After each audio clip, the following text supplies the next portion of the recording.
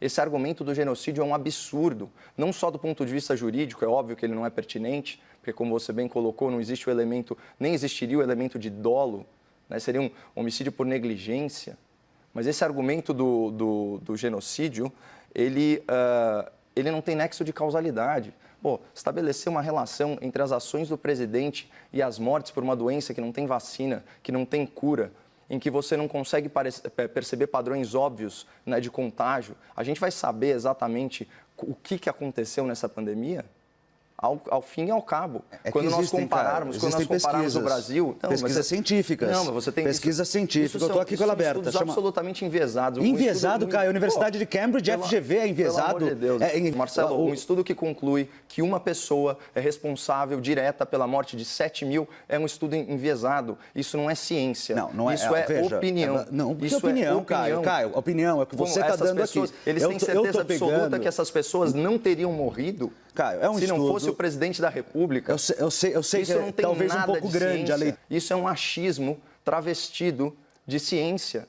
Isso é um achismo travestido de ciência e é um verdadeiro absurdo. Então é o seguinte, se o presidente da República é responsável por 7 mil mortes, como você sustentou aqui, por que ele não está sendo processado? Por que ele não está sendo processado? A gente tem uma série de fatores. Por que ele não está sendo impedido no Congresso Nacional?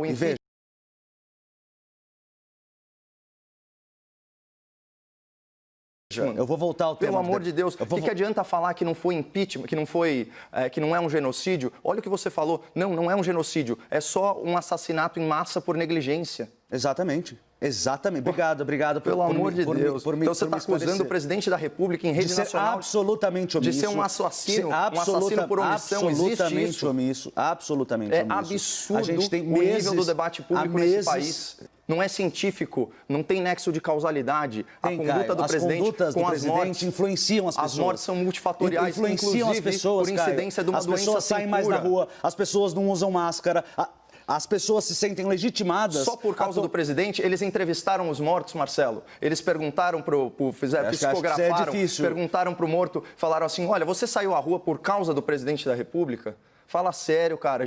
Isso aqui é um debate que tem que ter um mínimo de lastro na realidade. Agora, ficar pegando esses estudos pseudocientíficos, sem nenhum nexo de causalidade, acusando o presidente da República de assassinato por omissão em rede nacional, isso não é sério. Mas eu vou ciência do futuro do pretérito, né? Então também vamos chamar de genocida o governo lulopetista pela corrupção, pelos bilhões desviados do Brasil. Não, mas é o mesmo critério. Ué, se você tem um estudo já, você quer falar disso? Você tem um estudo da Lancet, falando que a cada 1% de taxa de desemprego, a mortalidade sobe 0,5%. Se você pegar os números do governo Dilma, em decorrência da crise que ele causou, e fizer a conta de quantos brasileiros acima de 15 anos morreram em função da corrupção, e vamos pegar também as mortes nas filas de hospitais, pelas estradas esburacadas, né? Vamos pegar, então, todas essas mortes e colocar na conta do Lula e vamos processá-lo por genocídio. A gente está no meio de uma pandemia, que você está falando. A gente está no meio de uma pandemia. As coisas são multifatoriais. A gente está no meio de uma pandemia e está discutindo, ainda, as omissões do presidente. Mata muito mais e matou muito mais que essa pandemia, muito mais ao longo de 2 décadas, se a gente considerar isso. Vamos tornar o debate um pouco mais produtivo. Eu acho importante trazer para o espectador da CNN alguns dados, né, sobre o desempenho não só do Ministério da Defesa, mas também do Exército, né, em relação a essa pandemia. Afinal de contas, a gente está falando de uma instituição que goza aí da confiança de 80% das pessoas. Isso na pesquisa de 2019 que eu trouxe, muito diferente da pesquisa de 2020, que foi usada para supostamente refutar meu argumento. São empregados diariamente 34 mil militares, né? Isso é um efetivo superior à Força Expedicionária Brasileira. Na verdade, a mobilização, né, da pasta, né, em razão da pandemia, e isso bate também com as medidas precoces do governo brasileiro, especialmente em âmbito federal, e está aí a lei da pandemia, que é do comecinho de fevereiro, antes do primeiro caso aqui no Brasil, né? A pasta começou a operar no dia 5 de fevereiro, com uma operação importante chamada Operação Regresso à Pátria, né? Na ocasião, mais de 30 brasileiros foram resgatados lá de Wuhan, né, que estavam quarentenados na China. E a Operação Covid-19, essa sim estabelecida aí em meados de março, ela estabeleceu 10 comandos conjuntos espalhados por todo o Brasil, né? E aí tem alguns objetivos que eu estou lendo aqui: a descontaminação de mais de 3.300 locais públicos, a realização de mais de 2.000 campanhas de conscientização, né? Mais de 3.000 ações em barreiras sanitárias, mais de 20.000 doações de sangue, né, a distribuição de mais de 700 mil cestas básicas, a produção de mais de 20 mil litros de álcool em gel. Vamos e juntos esse aplaudir tipo de coisa. as Forças Armadas nisso. O negócio, veja, a gente pode passar... E aqui eu eu achei que elas aplaudo estavam junto. endossando um genocídio. Não, e aqui eu eu achei que elas aplaudo estavam junto. endossando um genocídio. Não, e essa discussão, Caio, eu sinceramente achava que até hoje você comigo ia concordar com isso. Que militares na política, ocupando cargos que deveriam ser de técnicos. Temos um presidente que foi eleito, inclusive, com um discurso de que colocaria técnicos em todos os cargos. É evidente que dentro das Forças Armadas existem pessoas inteligentes, bem preparadas, com a melhor das intenções. É evidente isso. Agora, você vai discordar comigo que seria melhor que nós tivéssemos à frente do Ministério da Saúde, na maior pandemia que nós já vivemos, que tivéssemos alguém relacionado talvez à saúde? Você acha que o ministro José Serra foi um bom ministro da Saúde? Acho. Ele era médico? Não, Caio. E o seguinte, só falando sobre quadros técnicos, os militares no oficialato, eles se notabilizam por serem quadros técnicos. O nosso ministro interino, inclusive, o general Pazuello, ele é formado pela Academia Militar das Agulhas Negras e ele comandou batalhões logísticos, depósitos, ele é um especialista em logística.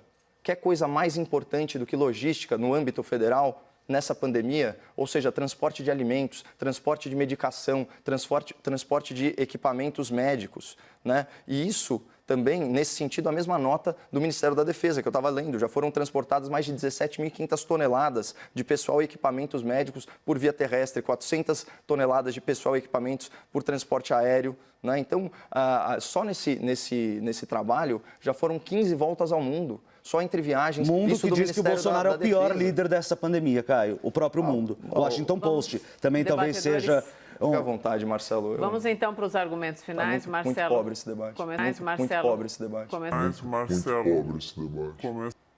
Bom, os militares são cidadãos, como eu e você, doutor. Eles têm todo o direito de participar da política, observadas as regras constitucionais, né?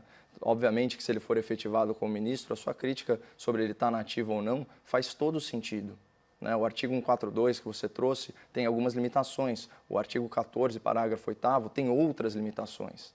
Agora, não dá para a gente limar da nossa vida pública, né, uma categoria. Isso é extremamente preconceituoso. Preconceito esse que transbordou da sua fala quando você disse que militar segue ordem cegamente, não no âmbito civil. Uma coisa é um soldado, um cabo, um capitão, numa guerra, uma estrutura de exército. Outra coisa é uma estrutura organizacional, civil, política, né? A gente está comparando aqui alhos e bugalhos, e eu vou insistir nesse argumento. É uma imoralidade acusar o presidente da República de genocídio ou de assassinato em massa por omissão, né? O debate público tinha que estar num nível muito mais elevado que esse.